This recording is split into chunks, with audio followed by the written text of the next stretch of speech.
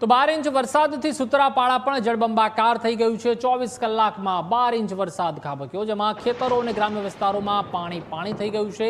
પ્રશ્નાવડા ગામમાં ગોઠણસમા પાણી ભરાઈ ગયા છે, તો અવિરત વરસાદને કારણે લોકોને પારાવાર મુશ્કેલીનો સામનો કરવાનો વારો આવ્યો છે। ગીર સોમનાથમાં 3 દિવસથી વરસાદ છે તે વરસી રહ્યો। ખાસ કરીને સૂત્રાપાડા તાલુકામાં 10 થી 12 જેટલો ઇંચ વરસાદ ખાબક્યો છે। ત્યારે આપણે સીધા જ દ્રશ્ય બતાવી સૂત્રાપાડા તાલુકાના પ્રશ્નાવડા ગામના છે કે સૂત્રાપાડા પ્રશ્નાવડા ગામ છે, ત્યાં નીચાણવાળા વિસ્તાર છે તે પાણી ભરાય છે। ખાસ કરીને જે નીચાણવાળા વિસ્તારો છે, જે લોકોના ઘર છે તેમાં પણ પાણી ઘૂસ્યા છે। જે પ્રમાણે જોઈ શકો છો તે પ્રમાણે લોકોના ઘરોમાં પણ પાણી ઘૂસ્યા છે। આ વિસ્તારમાં અનેક વાર પાણી ઘૂસ્યા હોય, તંત્રને અનેક રજૂઆત કરવા છતાં પણ કોઈ પણ કાર્ય થતી ન હોય તેવો સ્થાનિક લોકોનો આક્ષેપ પણ છે। આપણી સાથે જે મકાન માલિક છે તે જોડાયા છે ને તેને પૂછ્યું શું છે પાણી ક્યાં આવ્યું હતું। શું આપનું નામ? હરમણભાઈ, કયા પાણી આવ્યું હતું? કઈ પટ્ટી? 2000 રત્ના પાણી આવ્યું? ક્યાં સુધી ઘરમાં ઘૂસ્યું? શું છે? 2 ફૂટ પાણી આવ્યું। કેવી નુકસાની? શું થાય તો શું કરે? ક્યાં પાણી આવે છે વાલે ખલે? તંત્રનું ધ્યાન નથી। કેટલા મકાનોમાં પાણી ઘૂસ્યા અંદાજે? આ વખતે તો ઓછા મકાનમાં પાણી લઈ ગયું, ગયા વખતે વધારે લઈ ગયું। આપણી સાથે એક સ્થાનિક અહીંના સ્થાનિક પ્રતાપભાઈ છે, તેને પૂછશું શું છે। પ્રતાપભાઈ, પાણી કઈ એવું શું સાચી વાત? રાતના પાણી વરસાદ વધી જાય છે, 8-10 ઇંચ વરસાદ થાય છે એટલે રાતના પાણી આવે છે।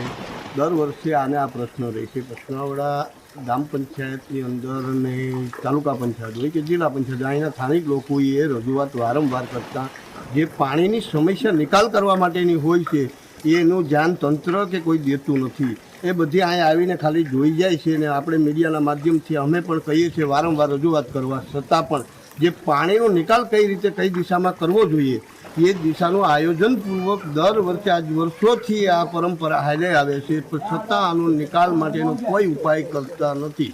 પ્રતાપભાઈ, કેટલા મકાનોમાં પાણી ઘૂસ્યા? કેટલા જગ્યા પાણી આવ્યું હતું? આ મકાનો છે એ 100-150 રહી છે, બરાબર। એટલો ગયા વર્ષે પણ હતી પાણી આવ્યું હતું, ગયા વર્ષે તો હતી ઋતુ બાળકનો જે જીવન જરૂરિયાત હતો એ માલ સામાન પણ પડી ગયો હતો। તંત્ર આવ્યું હતું છતાં પણ કોઈ આની ઉપર ધ્યાન દીધું નથી।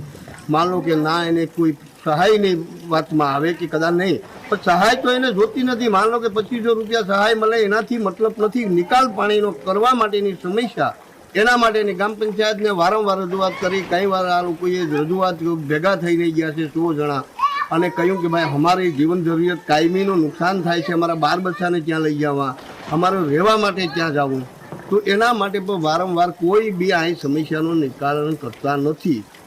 જે પ્રમાણે આપ જોઈ રહ્યા છો, જે લોકો છે તે પાણીમાંથી જઈ રહ્યા છે, લોકોને ચાલવા માટે પણ મુશ્કેલી પડશે। લોકોના ઘરમાં પાણી ગયું છે, અનેક વાર રજૂઆત કરવા છતાં પણ તંત્ર અહીંયા ધ્યાન ન દેવું કે સ્થાનિકોનું કહેવું છે વારંવાર આ વિસ્તારમાં પાણી ગળી જતું હોય ત્યારે તંત્ર જાગે અને આ લોકોનો વારા આવે ત્યારે સ્થાનિક લોકોનું કહેવું છે કે હવે તો અમે બસ કરીએ કે હવે ગામ છોડીને આ વિસ્તારમાંથી જાય તેવું લોકો કહી રહ્યા છે। ખાસ કરીને અનેક વાર અહીંયા પાણી ભરાતા હોય ત્યારે લોકોને વારે કોઈ નહોતું કે હવે તંત્ર જાગે ને લોકોનો વારે આવે। Arvind Sodha, News Capital, Gir Somnath.